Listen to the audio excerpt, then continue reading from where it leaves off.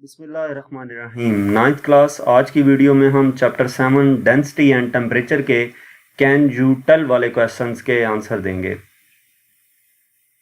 तो first can you tell का question आपकी बुक पेज नंबर 166 पे मौजूद है। Why are liquids denser than gases? Liquids की डेंसिटी गैसेस से ज़्यादा क्यों होती है?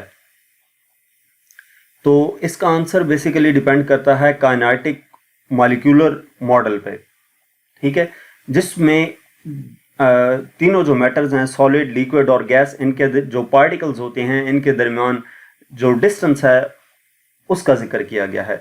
तो अगर हम लिक्विड्स के पार्टिकल्स की बात करें तो लिक्विड्स के जो मॉलिक्यूल्स हैं, पार्टिकल्स हैं, उनके दरमियान जो गैप होता है वो गैसेस की निस्बत कम होता है, यानी कि गैसेस के जो पार्टिकल्स हैं उनके दरमियान लिक्विड्स की निस्बत ज़्यादा गैप होता है। तो गैप जितना कम होगा ऑब्जेक्ट्स की डेंसिटी उतनी ज़्यादा होगी।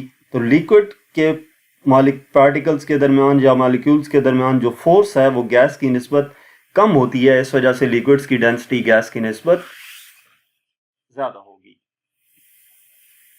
नेक्स्ट आपके बुक पेज नंबर 167 पे next can you tell given है right the following in increasing order of densities, यानी कि ये चार आपको गिवन है, hydrogen, milk, mercury and gold. इनको हमने इंक्रीजिंग ऑर्डर ऑफ डेंसिटीज में अरेंज करना है, यानी कि जिसकी सबसे कम डेंसिटी है वो पहले लिखें, उसके बाद जिसकी ज़्यादा है इनमें से वो लिखें, और सबसे एंड पे जिसकी डेंसिटी सबसे ज़्यादा होगी वो लिखना है। तो जब आप इनको अरेंज करते हैं तो हाइड्रोजन जो है उसकी डेंसिटी सबसे कम होगी, वो टॉप पे आएगा, उसके बाद मिल्क की डेंसिटी है, फिर मरकरी की डेंसिटी है, और सबसे ज़्यादा डेंसिटी इन चारों में से गोल्ड की होती है।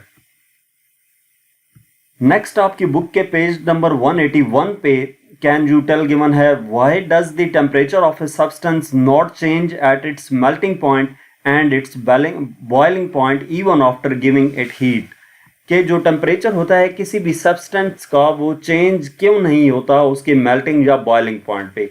तो अगर हम मेल्टिंग या बॉइलिंग पॉइंट की बात करें तो जो टेम्परेचर है वो कांस्टेंट रहता है। उसकी रीज़न क्या है कि उस टाइम पे जो हीट उसको प्रोवाइड की जा रही है, हीट एनर्जी उसको प्रोवाइड की जाती है, वो बेसिकली इंटरमॉलिक्यूलर फोर्सेस को कम कर रही होती है, ठीक है।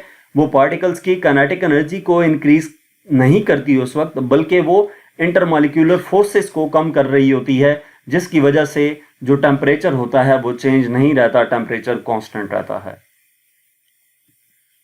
तो यहां तक चैप्टर 7 के कैन यू टेल के क्वेश्चन आंसर्स थे। मजीद किसी भी चैप्टर की एक्सरसाइज का सोल्यूशन देखने के लिए हमारा चैनल विजिट करें।